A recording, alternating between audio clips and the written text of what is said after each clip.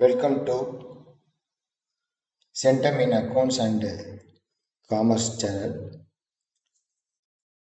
அனைத்து மாணவர்களும் தேர்வுக்கு தயாராகிட்டு நினைக்கிறேன். இப்போ நம்ம அலகு 2ல் யூனிட் 2 சாப்டர் 4 ஃபினான்சியல் மார்க்கெட்ஸ், அதில் இன்ட்ரடக்ஷன் ஆஃப் ஃபினான்சியல் மார்க்கெட், அதாவது நிதி சந்தை ஒரு அறிமுகம், அதை பற்றி பார்க்க போகிறோம். மாணவர்கள் அனைவரும் நம்ம சேனலை சப்ஸ்கிரைப் பண்ணுங்கள், பெல் ஐக்கானை கிளிக் பண்ணிக்கோங்க. அப்போ தான் நான் போடக்கூடிய எஃபர்ட் உங்களோட உடனே வந்து சேரும். தேர்வுக்கு நீங்கள் முழு ஆயத்தப்படுத்துறதுக்கு மிகவும் உதவிகரமாக இருக்கும். இப்போ இந்த பாடத்தில் 3 பகுதிகள் இருக்குது. சாப்டர் 3 பாடம் இருக்குது. அத்தியாயம் 4, 5, 6. இது வெரி வெரி இம்பார்ட்டன்ஸ் சப்ஜெக்டு, ரொம்ப முக்கியமானது. சந்தை அப்படிங்கிறது நிதி சம்பந்தப்பட்டது. நிதிச்சந்தை, மூலதன சந்தை, பணச்சந்தை, அதாவது financial market, capital market, money market அப்படின்னு சொல்லப்படுது. இது மூணுமே நம்ம லைஃப்ல தெரிஞ்சிக்க வேண்டிய ஒரு விஷயம். இந்த 3 பாடத்துல 1 வேர்டு ஒரு 15, 2 மார்க் ஒரு 12, 3 மார்க்ஸ் ஒரு 10, 5 மார்க் மொத்தம் ஒரு 9 இருக்கு. ஆக இந்த பாடத்தை கொஞ்சம் நம்ம தரவா படிச்சிட்டோம் அப்படின்னா இதிலிருந்து நமக்கு ஒரு 15 மார்க் உறுதி கண்டிப்பாக கேட்கப்படும். மாணவர்கள் தரவாக படிச்சுக்கணும். இதில் ஒரு 2 டிஃபரன்ஸ் கொஸ்டின் இருக்கு. அதாவது முதல்நிலை சந்தைக்கும் 2ஆம் நிலை சந்தைக்கும், அதாவது நியூ இஷ்யூ மார்க்கெட்டுக்கும் செகண்டரி மார்க்கெட்டுக்கும் என்ன வேறுபாடு, மணி மார்க்கெட்டுக்கும் கேபிட்டல் மார்க்கெட்டுக்கும் என்ன வேறுபாடு அப்படிங்கிறது இருக்கு. மூலதன சந்தைக்கும் இதுக்கு என்ன வேறுபாடு, இது 2 முக்கியமான கேள்விகள். நம்ம இந்த தேர்வுல பாத்தீங்க அப்படின்னா +2ல டிஃபரன்ஷியல் கொஸ்டின் ரொம்ப முக்கியம். அதை அடிக்கடி நான் சொல்றது உண்டு. அதை மாணவர்கள் நல்லா தரவா படிச்சுக்கணும். மினிமம் 2 கொஸ்டின் தேர்வுல கேட்கப்படும். அப்ப நமக்கு 5 மார்க்ஸ்ல ஒரு 10 மார்க்ஸ் ஷியரா வந்துடும். அதனால 3 இயர்ஸ், லாஸ்ட் 3 இயர்ஸ்ல minimum 2 questions, maximum 3 to 4 questions கூட வருது. அப்ப அதுக்கு நம்ம தயாரா இருக்கணும். இப்ப நம்ம இந்த ஃபினான்சியல் மார்க்கெட்டில் என்ன சொல்கிறாங்க அப்படின்னு பார்த்தீங்க அப்படின்னா, ஃபர்ஸ்ட் கொஸ்டின் என்ன கேட்குறாங்க அப்படின்னா, அந்த ஆர்கனைஸ்டு, அதாவது அந்த அமைப்பு நிறுவனங்களுடைய கூறுகள் என்ன அப்படின்னு பார்த்தீங்கன்னா, இந்தியன் ஃபினான்சியல் சிஸ்டம் அது எப்படி இருக்குது அப்படின்னு பார்த்தீங்கன்னா ஆர்கனைஸ்டாக இருக்குது. அதாவது regulators, financial institutions, financial markets, financial services அப்படின்றது. இது ஒரு கொஸ்டின், இது முக்கியமான கொஸ்டின், இதை படிச்சுக்கணும். அண்ட் தென் அப்படின்னு பார்த்தீங்கன்னா உடனடி சந்தை, அதாவது என்ன சொல்கிறாங்க அப்படின்னு பார்த்தீங்கன்னா, இந்த கொஸ்டின்ஸை பாருங்கள். மிகவும் எளிமையான பாடம், ரொம்ப கம்மியான கொஸ்டின்ஸாக இருக்குது. 1 வேர்டு ஒரு 5, 2 மார்க்ஸில் ஒரு 4, 3 மார்க்ஸில் ஒரு 3, 5 மார்க்ஸில் ஒரு 3 மொத்தமே. இதில் distinguish between new issue market and secondary market, different types of financial markets, the role of financial market. இந்த different types of financial market அப்படின்னு பார்த்தீங்க அப்படின்னா இதில் நீங்கள் வந்திருக்கும். இதுலேயே ஃபினான்சியல் மார்க்கெட்னா என்ன, செகண்டரி மார்க்கெட்னா என்ன, டெப்ட் மார்க்கெட்னா என்ன, ஸ்பாட் மார்க்கெட்னா என்ன, இது எல்லாமே பார்த்தீங்க அப்படின்னா 2 மார்க்ஸ் அண்ட் 3 மார்க்ஸில் அப்பியர் ஆயிருக்கு.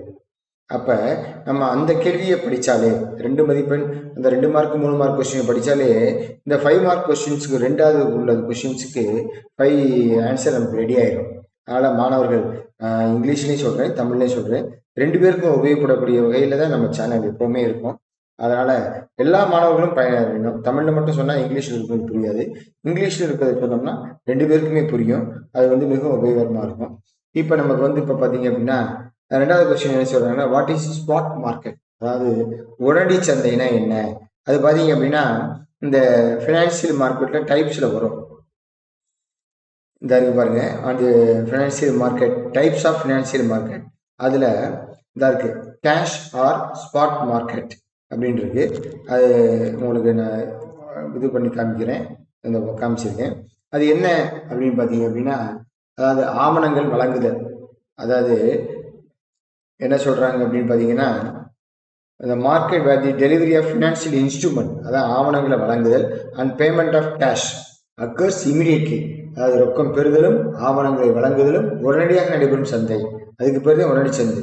இதுக்கு என்ன சொல்றாங்க அப்படின்னா, அதாவது தீர்வு உடனடியாக நடக்குது. Settlement is completely completed immediately, அதாவது உடனடியாக தீர்வு நடைபெறுகிறது. அதனாலதான் இதுக்கு பேரு உடனடி சந்தை அப்படின்னு சொல்றாங்க. இல்ல கேஷ், ரொக்க சந்தையோட சொல்லலாம். ரைட். அடுத்தது பாத்தீங்க அப்படின்னா என்ன கொஸ்டின் இருக்கு அப்படின்னா டெப்ட். அதான் எடுத்த உடனே ஃபர்ஸ்ட் இருக்கு டெப்ட் மார்க்கெட் அப்படிங்கிறது ஃபர்ஸ்ட் பாயிண்ட். ஃபர்ஸ்ட் பாயிண்ட்ல டெப்ட் மார்க்கெட்னா என்ன? கடன் சந்தை அப்படின்னு சொல்றாங்க. The financial markets for trading in டெப்ட் இன்ஸ்ட்ருமெண்ட். அதாவது இந்த சந்தையில கடன் கருவிகள் மட்டும்தான் வர்த்தகம் செய்யப்படுது. அதனாலதான் இந்த சந்தைக்கு பேர் கடன் சந்தை. அப்ப கடன் கருவிகள்லாம் என்ன அப்படின்னு பாத்தீங்கன்னா அரசு பத்திரங்கள், கவர்மெண்ட் பாண்ட்ஸ் ஆர் செக்யூரிட்டிஸ், பிணையங்கள், பத்திரங்களா இருக்கலாம் அல்லது பிணையங்களா இருக்கலாம். அண்ட் தென் கார்பரேட் டிபெஞ்சர்ஸ், அதாவது நிறுவன கடனீட்டு பத்திரங்கள். இது எல்லாம் வியாபாரம் செய்யக்கூடிய, வர்த்தகம் செய்யக்கூடிய இடம் டெப்ட் மார்க்கெட் அப்படின்னு சொல்றாங்க. சரி, அடுத்த கொஸ்டின் பாத்தீங்க அப்படின்னா இந்த இரண்டாம் நிலை சந்தையில விலை எவ்வாறு நிர்ணயம் செய்யப்படுகிறதுன்னு கேட்குறாங்க. இரண்டாம் நிலை சந்தைங்கிறது என்னது? Secondary market. அந்த செகண்டரி மார்க்கெட்ல விலை எவ்வாறு நிர்ணயம் செய்யப்படுகிறது அப்படின்னு பாத்தீங்க அப்படின்னா இங்க சொல்லியிருப்பாங்க. உங்களுக்கு இந்த டிஃபரன்ஷியேட்ல வரும் அந்த பாயிண்ட். இந்த இருக்கு பிரைஸ். அதாவது price depends on the demand and supply. அதாவது தேவை மற்றும் அளிப்பு, தேவை மற்றும் அளிப்பை பொறுத்து நிர்ணயிக்கப்படுகிறது. அதான் முக்கியமானது. அதாவது fluctuates depends on the demand and supply, அதை பொறுத்து தான் நிர்ணயிக்கப்படுது அப்படின்னு சொல்றாங்க. ரைட். இதை ஒன்று தெரிஞ்சுக்கிட்டீங்க. இப்போ நம்ம இந்த பாடத்தில் உள்ள 2 மார்க் கொஸ்டின் முடிஞ்சது.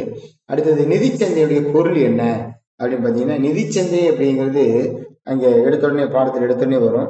மீனிங் ஆஃப் ஃபினான்சியல் மார்க்கெட் அப்படிங்கிறது இருக்கு. இந்த இருக்கு financial instruments such as financial claims, assets, securities are traded is known as financial market அப்படின்னு சொல்றாங்க. இதான் அது பார்த்துங்க. அதாவது எந்த ஒரு சந்தையில நிதிக்கோரர்கள், சொத்துக்கள், பத்திரங்கள் போன்ற நிதி கருவிகள் வியாபாரம் செய்யப்படுகிறதோ அதுவே நிதிச்சந்தை அப்படின்னு சொல்றோம். அடுத்தது இந்த செகண்டரி மார்க்கெட்னா என்ன அப்படிங்கிறது. செகண்டரி மார்க்கெட் அப்படிங்கிறது இங்கேயே வருது நமக்கு. இந்த இருக்கு செகண்டரி மார்க்கெட் அப்படிங்கிறது இந்த market for securities that are already issued. அதாவது ஏற்கனவே வெளியீடு செய்யப்பட்ட பங்குகளுக்கான சந்தை தான் இரண்டாம் நிலை சந்தை. அதைத்தான் செகண்டரி மார்க்கெட் அப்படிங்கிறோம். பிரைமரினா ஃபர்ஸ்ட், செகண்டரினா அது இரண்டாவது நிலையில உள்ளது. இந்த இரண்டாம் நிலை சந்தையுடைய யார் முக்கியமான பங்கு வகிக்கிறார்? Stock exchange is an important institution in the secondary market. இரண்டாம் நிலை சந்தையில முக்கிய பங்கு வகிக்கக்கூடியது பங்கு மாற்றகம் அப்படின்னு சொல்லப்படுது. ரைட். அடுத்தது இந்த ஃபினான்சியல் மார்க்கெட்டுடைய அந்த பரப்பு எவ்வளவு தூரத்துக்கு இருக்கு? ஸ்கோப் ஆஃப் ஃபினான்சியல் மார்க்கெட், அதாவது அந்த வகை எல்லை எது வரைக்கும் இருக்கு அப்படின்னு பார்த்தீங்க அப்படின்னா அதனுடைய எல்லை வந்து பார்த்தீங்கன்னா தனிநபர்களுக்கு, விவசாயத்துறைகளுக்கு, தொழில்துறைகளுக்கு, சேவைத்துறைகளுக்கு, நிதி நிறுவனங்களுக்கு, வங்கிகளுக்கு, காப்பீட்டுத் துறைகளுக்கு, சேம நிலத்துக்கு, இது போன்ற பல்வேறு சமயங்களுக்கு உதவிகரமாக இருக்கு. குறித்த நேரத்தில் அவங்களுக்கு தேவையான நிதியை பெறுவதற்கு உதவிகரமாக இருக்கு. அந்த நிதிங்கிறது short term as well as long term. அதான் சொல்றோம். Financial market institutions get that short term as well as long term. அது இந்த இங்க இருக்கு சொல்லியிருப்பாங்க. பாத்துங்க. Long term financial it leads to the overall economic development. இதனுடைய நோக்கம் என்ன? ஒட்டுமொத்த பொருளாதார மேம்பாட்டுக்கு வழிவகுக்குது அப்படிங்கிறதா. ரைட். இப்போ 3 மார்க்ஸ் முடிஞ்சது. Very very easy. ரொம்ப ஈஸியாக படித்து மாணவர்கள் முழு மதிப்பு எடுக்க முடியும். இந்த வேறுபாட்டில் நீங்கள் பார்த்தீங்க அப்படின்னா ரொம்ப ஈஸியாக தான் இருக்கும். ஃபர்ஸ்ட் மீனிங் படிச்சுங்க. செகண்ட் வந்து பையிங் அடுத்து படிச்சுங்க. அடுத்து வந்து how can securities be sold? Only once, multiple, ஒரே ஒரு முறை, பல முறை. Buying and selling between company and investors, அதை நிறுவனத்துக்கும் முதலீட்டாளர் மட்டும். கெயின்டு பர்சன் யாரு? கம்பெனி. அதாவது நியூ இஷ்யூ மார்க்கெட்டுக்கு கம்பெனி, செகண்டரி மார்க்கெட்டுக்கு முதலீட்டாளர்கள், intermediate underwriters and brokers. Price நிலையான விலை, அது தேவை மற்றும் அளிப்பை பொறுத்து. இது ஒரு 7 பாயிண்ட்ஸ் படிச்சுக்கோங்க. அதான் ரொம்ப இம்பார்ட்டன்ட் ஒன்று. அடுத்தது இந்த நிதி சந்தையின் வகைகள். இப்போதான் சொன்னோம். கடன் சந்தை சொல்லிட்டோம், இரண்டாம் நிலை சந்தை சொல்லிட்டோம், உடனடி சந்தை சொல்லிட்டோம். இது 3 சொல்லிட்டோம். இப்போ அடுத்தது நீங்க ரொம்ப ஈஸியா படிக்கணும் அப்படின்னா நான் சொல்லக்கூடிய பாயிண்ட்ஸை நோட் பண்ணிக்கோங்க. அதாவது இப்போ நான் சொல்றேன், அந்த பாயிண்ட்களை மட்டும் நீங்க படிச்சுட்டே வாங்க. ஃபர்ஸ்ட் டெப்ட் மார்க்கெட் படிச்சுங்க, அடுத்து ஈக்விட்டி மார்க்கெட், அடுத்து மணி மார்க்கெட் அதாவது பணச்சந்தை அப்படிங்கிறத படிச்சுங்க, அடுத்தது கேபிட்டல் மார்க்கெட் அதை படிச்சுக்கோங்க, அடுத்தது primary and then secondary market. மொத்தம் ஒரு 6 பாயிண்ட், ஏதேனும் 5ன்னு சொல்லுவாங்க, எனி 5 அப்படின்னு சொல்லும்போது நீங்கள் ஒரு 6 படிச்சுங்க. அண்ட் தென் இன்னொரு பாயிண்ட் நீங்கள் ஏற்கனவே படிச்சிருக்கீங்க, அது இங்கே இருக்குது, அதாவது ஸ்பாட் மார்க்கெட் அப்படிங்கிறது படிச்சுங்க. இதில் இந்த இருக்கக்கூடிய ஃபியூச்சர் மார்க்கெட்டும் பார்த்துருக்கோங்க. எதிர்கால சந்தை அப்படிங்கிறது ரொம்ப முக்கியம் தான். அதாவது முன்னோக்கி சந்தை, எதிர்கால சந்தை, அதாவது சொத்து வழங்குதலும் ரொக்கம் செலுத்தலும் முன்னரே தீர்மானிக்கப்பட்டு எதிர்காலத்தில் நடைபெறும் சந்தை. எல்லாமே முடிவு பண்ணிடுறாங்க, நான் ஒரு மாதம் கழிச்சு பணம் தர்றேன், ஒரு மாதம் கழிச்சு நீ வந்து உன்னுடைய பத்திரங்களை தான் அப்படின்னு முன்னாலே முடிவு பண்ணிடுறாங்க. அது எதிர்கால சந்தை. பின்னொரு நாளில் அந்த பொருட்களை கைமாற்றிக் கொள்வதற்காக இன்றைய விலையை முடிவு செய்கிறாங்க. அதான் வந்து ஃபார்வர்ட் ஆர் ஃபியூச்சர்ஸ் மார்க்கெட் அப்படின்னு சொல்லப்படுது. இதையும் படிச்சுங்க, இதை படிச்சிங்கன்னா முடிஞ்சது. அடுத்தது இந்த ரோல் ஆஃப் ஃபினான்சியல் மார்க்கெட் என்ன அப்படின்னு பார்த்தீங்கன்னா, சேமிப்பு பெருக்குது. அதாவது சேமிப்பாளர்கள் தனிநபர்கள்கிட்ட சேமிப்பு பெருக்குது. சேமிப்பு பெருக்குனதுக்கப்புறம் என்ன செய்யணும், நம்ம எல்லாருமே அந்த நிதி சந்தையில் அதான் முக்கியமான நோக்கமே. அதுக்கப்புறம் நம்ம என்ன செய்யணும், அதை போய் நம்ம முதலீடு செய்யணும்.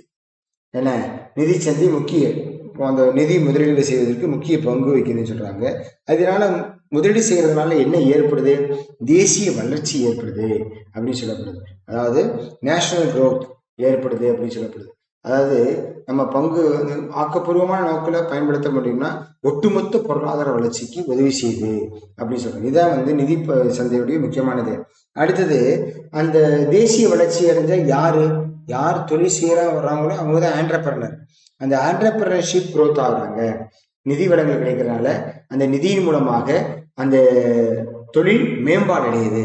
இதனால என்ன ஏற்படுது, மொத்தத்துல அந்த நாட்டுல தொழில்துறை டெவலப் ஆகுது. இண்டஸ்ட்ரியல் டெவலப்மெண்ட், பல்வேறு தொழில்துறைகளுக்கு துரிதமாக பொருளாதார மேம்பாட்டுக்கு நிதி சந்தை. அப்ப இந்த சமுதாயத்தில் உள்ள மக்களுடைய வாழ்க்கை தரமும் உயருது, மக்கள் நல்ல வாழ்வு வாழ முடியுது. அதுன்னு சொல்றாங்க. இந்த financial markets helps and accelerated growth of industrial and economic development of a country and thus contributing to raise the standard of living, மக்களுடைய வாழ்க்கை தரம் அண்ட் சொசைட்டிஸ் வெல்பீயிங், அதாவது மக்கள் நல் வாழ்வு உயர்த்துது அப்படின்னு சொல்றாங்க. இது அவ்வளவுதான் இந்த பாடம் முடிஞ்சது. இதுல உள்ள உண்வோட தரவை படிச்சுங்க, மிகவும் எளிமையானது. நம்ம இப்ப அடுத்த படத்துக்கு போறோம். நெக்ஸ்ட் லெசன் வந்து கேபிட்டல் மார்க்கெட், மூலதன சந்தை அப்படின்னு சொல்றாங்க.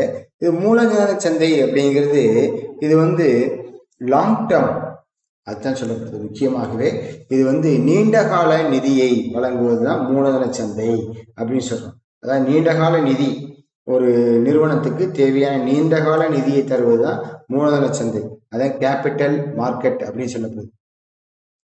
மூலதன சந்தை அப்படின்னு பார்த்தீங்க அப்படின்னா through the long term funds, அதாவது நீண்ட கால நிதி, போத் டெப்ட் அண்ட் ஈக்விட்டி, அதாவது கடன் பத்திரங்களாகவும் இருக்கலாம், பங்குகளாகவும் இருக்கலாம், அதைத்தான் சொல்றாங்க. அதை வந்து ஏற்படுத்தி கொடுக்குறாங்க அப்படின்னு சொல்லப்படுது.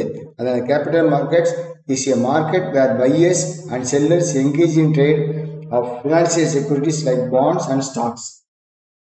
அதாவது நிதி பத்திரங்கள், பிணையங்கள், பங்கு வர்த்தகத்தில் வாங்குபவர்கள் விற்பவர்கள் கூடக்கூடிய ஒரு இடம் அப்படின்னு சொல்லப்படுது. இதுதான் வந்து முக்கியமான பாயிண்ட். இதை நீங்க படிச்சுக்கணும். மீனிங் ஆஃப் மூலதன சந்தை, அதாவது கேபிட்டல் மார்க்கெட்டுடைய மீனிங் என்ன அப்படின்னு சொல்லப்படுது. அடுத்து அப்படி பார்த்தீங்க அப்படின்னா வரிசையை பார்த்துக்கிட்டே போனீங்க அப்படின்னா இதில் ரொம்ப ஈஸியான கொஸ்டின்ஸ் தான் இருக்கும். இதில் உள்ள நம்ம கொஸ்டின்ஸை முதல்ல பார்த்துருவோம், எத்தனை கொஸ்டின்ஸ் இருக்குது இந்த பாடத்தில் அப்படின்ட்டு. கடைசியாக நம்ம ஒன் வேர்டு பார்த்தீங்க அப்படின்னா எல்லா பாடத்துலேயும் ஒன் வேர்டு வந்து 5 ஒன் வேர்டு, 1 மார்க் கொஸ்டின்ஸ் 5 தான் இருக்குது. அடுத்து வாட் இஸ் கேபிட்டல் மார்க்கெட் இப்போ சொல்லிட்டோம்.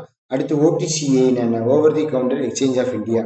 அடுத்து who are the participants in capital market, அதாவது மூலதன சந்தையில பங்கேற்பாளர்கள் யார் அப்படிங்கிறது. அப்புறம் மூலதன சந்தையுடைய விலை, இது நம்ம ஏற்கனவே சொன்னதான்.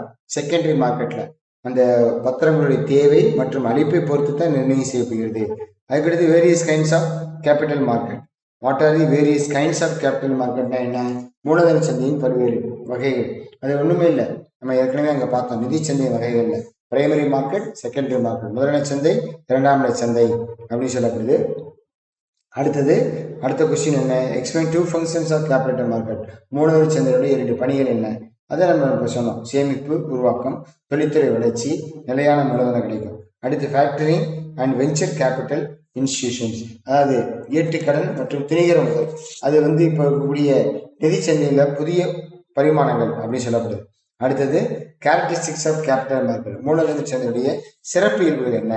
அடுத்து மூலதன சந்தையுடைய பணிகள். இது ஏற்கனவே இந்த 5 மார்க் கொஸ்டின் 3 மார்க்லையும் இருக்கு.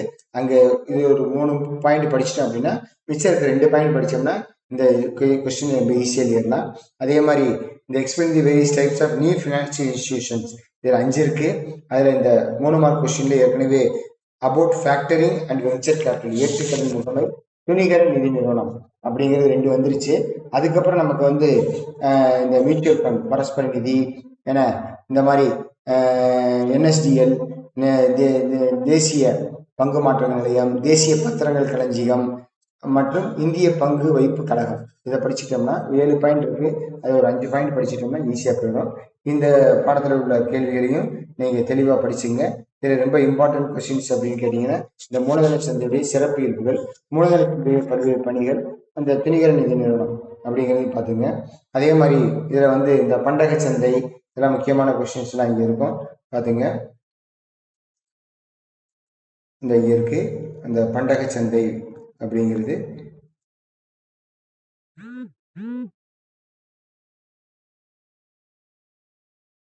அடுத்து இந்த பாடத்தை வந்து நீங்க தரவா படிச்சிட்டீங்க அப்படின்னா மிகவும் இந்த மூலதன சந்தையில பங்கேற்பாளர்கள் யார் யாரு அப்படின்னு பாத்தீங்கன்னா, மூலதன சந்தையில பங்கேற்பாளர்கள் அப்படிங்கிறவங்க தனிநபர், நிறுவனம், அரசு வங்கிகள் மற்றும் இதர நிதி நிறுவனங்கள். அது இங்கே வரும். அந்த கேரக்டரிஸ்டிக்ஸ் ஆஃப் இதிலேயே வரும். இது பாருங்க, செக்யூரிட்டிஸ் மார்க்கெட், ப்ரைஸ், அதுக்கப்புறம் வந்து பார்த்தீங்கன்னா இங்கே இருக்கு பார்ட்டிசிபென்ட்ஸ், இந்த இருக்கு பாருங்க, இந்த இண்டிவிஜுவல்ஸ் அதாவது தனிநபர், கார்பரேட் செக்டார்ஸ் நிறுவனங்கள், கவர்மெண்ட் பேங்க்ஸ் அரசு வங்கிகள் மற்றும் அதர் ஃபைனான்சியல் இன்ஸ்டிடியூஷன்ஸ் இதர நிதி நிறுவனங்கள். இதான் வந்து முக்கியமானது. அதுக்கப்புறம் இங்கே பார்த்தீங்க அப்படின்னா OTCனா என்ன, over the counter exchange of India அப்படிங்கிறது இந்த இப்போ இருக்கக்கூடிய புதிய அந்த வெஞ்சர் கேபிட்டல் அதில் வரும். இந்த இருக்கு over the counter exchange of India. அதை நீங்கள் அங்கேயே படிச்சுக்கிட்டீங்க அப்படின்னா ரொம்ப ஈஸியாக இருக்கும். அதாவது இந்திய முதலீட்டாளர் நலன், அதாவது பங்கு முழுவதும் மின்னணு மூலம் வியாபாரம் செய்யும் நோக்கத்தோடு முதன்மை நிறுவனங்களால் உருவாக்கப்பட்டது over the counter exchange of India அப்படின்னு சொல்லப்படுது. Set up a primary financial institution to allow the trading of securities across the electronic counters, அதாவது எல்லாமே மின்னணு மூலமாகவே இந்தியா முழுவதும் மின்னணு மூலமாக வியாபாரம் செய்வதற்காக த்ரூஅவுட் தி கண்ட்ரி, அதுக்காக ஏற்படுத்தப்பட்டதான் இந்த வந்து over the counter exchange of India அப்படின்னு சொல்லப்படுது. இதில் வந்து பார்த்தீங்க, அடுத்தது நேஷனல் ஸ்டாக் எக்ஸ்சேஞ்ச் எப்போ ஏற்படுத்தப்பட்டது, 1992 ஏற்படுத்தப்பட்டது அப்படின்னு படிச்சுக்கணும். அதுக்கப்புறம் national clearance and deposit system, இதெல்லாம் வந்து முக்கியமானது. ஃபாரின் எக்ஸ்சேஞ்ச் மார்க்கெட், இதெல்லாம் வந்து நீங்கள் தரவாக படிச்சுக்கணும். இதுதான் வந்து இப்போ வந்து பார்த்தீங்க அப்படின்னா நிதி சந்தையில பல்வேறு வகையான புதிய நிதி நிறுவனங்கள், இதான் வந்து நம்ம படிச்சுக்கணும். அதே மாதிரி மூலதன சந்தை சிறப்பியல்புகள் சொல்லியாச்சு. ரைட், நெக்ஸ்ட் லெசன் பார்த்தீங்க அப்படின்னா அது வந்து பணச்சந்தை, மணி மார்க்கெட் அப்படின்னு சொல்லப்படுது. அந்த மணி மார்க்கெட் என்ன அப்படின்னு பார்த்தீங்கன்னா அது குறுகிய கால சந்தை. மணி மார்க்கெட் அப்படின்னு சொல்லிட்டாலே அது குறுகிய கால சந்தை. குறுகிய கால சந்தைன்னா என்ன, ஓராண்டுக்குள், அதாவது 365 நாளைக்குள் ஒரு வர்த்தகம் ஏற்படுத்துவதற்காக உள்ளது. அதெல்லாம் என்னென்ன, அதாவது வைப்பு சான்றிதழ், அரசு பத்திரங்கள், இது கருவூல ரசீது, வணிகத்தாள், இந்த 4ம் பார்த்தீங்க அப்படின்னா இதுல உள்ள முக்கியமான விஷயங்கள். அது இது வந்து ரொம்ப ஈஸியான ஒரு பாடம், ரொம்ப எளிமையாக படிச்சிடலாம். இதுல வந்து 3 வினாக்கள் இருக்கு. 3 வினாக்களுமே ரொம்ப முக்கியமான வினா. ஒரு வேறுபாடு வினா, அதாவது 5வது பாடத்துக்கும் 6வது பாடத்துக்கும் பணச்சந்தைக்கும் மூலதன சந்தைக்கும் ஒரு வேறுபாடு. அடுத்து இந்த பணச்சந்தையுடைய சிறப்பு இயல்புகள் என்ன அப்படிங்கிறது. அடுத்து அரசு பத்திரங்கள், கவர்மெண்ட் செக்யூரிட்டிஸ் இங்க இருக்கும் பாருங்க, ரொம்ப முக்கியமான கொஸ்டின்ஸு. பாடத்தினுடைய இது வந்து ரொம்ப முக்கியமான பாடங்கிறதுனால இந்த கவர்மெண்ட் செக்யூரிட்டிஸ் அப்படிங்கிறது அரசு பத்திரங்கள், அதாவது கில்ட் செக்யூரிட்டிஸ் அப்படின்னு சொல்லுவாங்க. ரொம்ப முக்கியமான ஒன்று அது தெரிஞ்சுக்கணும் நம்ம. அது என்னென்ன வருது அப்படின்னா ரொம்ப agencies, RBI special rule, nature of securities, இதில் வந்து நமக்கு வந்து இந்த ஏலமிடுதல் அப்படின்னு இருக்கும். அந்த ஒரு கொஸ்டின், சின்ன கொஸ்டின்ஸ் இது வரும். 2 மார்க்கில் பார்த்தீங்க அப்படின்னா இருக்கும். அது ஏலமிடுதல் என்றால் என்ன அப்படிங்கிறது ரொம்ப முக்கியமானது. மாற்றம், மாறுதல் அப்படின்னு சொல்லுவாங்க, அதுவும் இருக்கு. சுவிட்சிங், இது 2 கொஸ்டின் இதில் வந்துருச்சு. அந்த 2 கொஸ்டின் போக நம்ம மிச்சம் உள்ள 3 பாயிண்ட் படித்தா போதும். அதனால ரொம்ப எளிமையாக இருக்கும். அதே மாதிரி அரசு பத்திரங்கள் சந்தைங்கிறது 2 மார்க்கில் இருக்கு, அதையும் நம்ம சேர்த்து எழுதிடலாம். அப்போ மொத்தம் 3 கொஸ்டின் 2 மார்க்கில் இருக்கு. இது எல்லாமே இந்த கடைசி 5 மார்க் கொஸ்டின்ல தான் இருக்கு. மாணவர்கள் அது முதல்ல நல்லா தெரிஞ்சுக்கணும். அடுத்து இந்த கருவூல ரசீதுங்கிறது ரொம்ப முக்கியம். அதாவது இதில் இருக்கக்கூடிய கருவூல ரசீது, ட்ரெஷரி பில், அதான் கருவூல ரசீது. அந்த ட்ரெஷரி பில்லு வந்து எத்தனை நாட்கள் அப்படின்னு பார்த்தீங்க அப்படின்னா 91 நாட்கள், 182 நாட்கள், 364 நாட்கள் அப்படின்னு 3 வகையாக பிரிக்கப்படுது.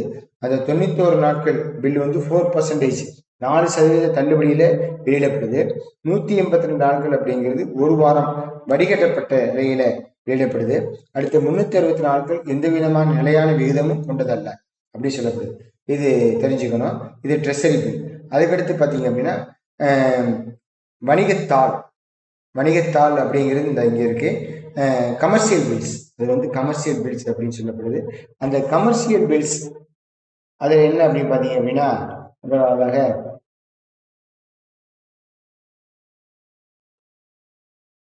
அந்த வணிக ரசீதுகளில் அதனுடைய வகைகள் ரொம்ப முக்கியம். டைப்ஸ் ஆஃப் டிமாண்ட் பில்ஸ், தேவை மற்றும் பயன்பாட்டு ரசீது. கிளீன் பில்ஸ், டாக்குமெண்ட்ரி பில்ஸ், தூய்மை ரசீது, ஆவண ரசீது. அதுக்கடுத்து inland bills and foreign bills, உள்நாடு மற்றும் அயல்நாட்டு ரசீதுகள் அப்படிங்கிறது. இதெல்லாம் வந்து பார்த்தீங்க அப்படின்னா 3 மார்க்கில் 3 மதிப்பெண்ணில் கேட்கப்படும். ஏதேனும் 3 அப்படின்னு கேட்கப்படும். அதே மாதிரி இந்த மணி மார்க்கெட்டில் ஈடுபடக்கூடியவங்க யார் யாரு அப்படின்னு பார்த்தீங்கன்னா பார்ட்டிசிபென்ட்ஸ். இதாக இருக்குது, பார்ட்டிசிபென்ட்ஸ் இன் மணி மார்க்கெட். இதில் ஒரு 10 வகை இருக்குது. இதை பற்றியும் படித்து வச்சுங்க. ஏதேனும் 3ன்னு கேட்பாங்க. அதாவது different countries government, different countries மத்திய வங்கிகள், மைய வங்கிகள், அதுக்கப்புறம் private and public sectors, mutual funds, insurance companies, non banking financial institutions, RBI and SBI, commercial banks, வணிக வங்கிகள், மாநில அரசுகள், அப்புறம் பொதுமக்கள். இதெல்லாமே நம்ம தெரிஞ்சுக்கணும். அதே மாதிரி இந்த கருவூல ரசீதுடைய பொது இயல்புகள், அந்த ட்ரெஷரி பில்ஸுடைய ஜென்ரல் ஃபீச்சர்ஸ் இதாக இருக்கு பாருங்க. இதை நான் சொல்லி குறிச்சு தரேன். இது ரொம்ப அவசியமாக 3 மார்க்கில் கேட்பாங்க. அது என்னென்ன? இஷ்யூவர், வெளியிடுபவர். ஃபினான்சியல் பில்ஸ், நிதி ரசீது. நீர்மைத்தன்மை, லிக்விடிட்டி. வைட்டல் சோர்ஸ், முக்கிய ஆதாரம். அதுக்கடுத்து பண மேலாண்மை, மானிட்டரி மேனேஜ்மெண்ட் அப்படின்னு சொல்லப்படுது. இதுதான், இது ரொம்ப ஈஸியான ஒரு பாடம். ரொம்ப எளிமையாக படிச்சிடலாம். மாணவர்களுக்கு எந்த விதமான கஷ்டமும் இல்லை. நல்லா படிச்சிடனா முழு மதிப்பெண் எடுக்கணும், அதான் முக்கியமான விஷயம்.